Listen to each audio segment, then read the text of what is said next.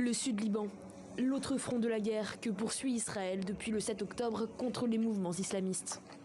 Des milliers de cibles du Hezbollah pro-iranien ont été visées au-delà de la frontière avec Israël. Plus de 3400 au total. Des frappes opérées aussi en Syrie.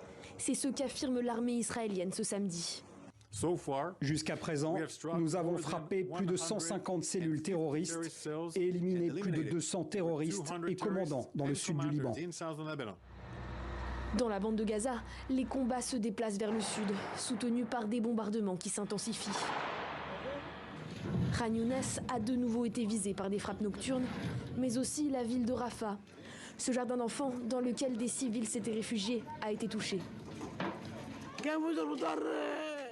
Nous dormions, tout à coup nous avons entendu des gens crier « Évacuez, évacuez !»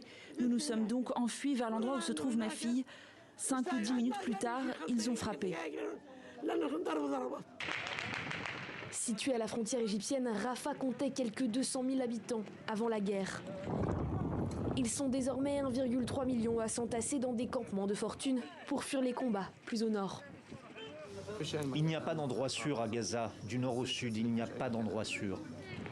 Les craintes s'amplifient face à une potentielle offensive militaire contre cette ville surpeuplée. Ce jeudi, le ministre israélien de la Défense affirmait quel était son prochain objectif. Selon un expert, l'armée israélienne tenterait de définir une zone tampon d'1 kilomètre de large du nord au sud de la ligne frontalière avec la bande de Gaza. Une zone qu'elle bombarde pour la rendre inhabitable. Dans sa partie la plus étroite, le territoire palestinien ne dépasse pas les 6 kilomètres.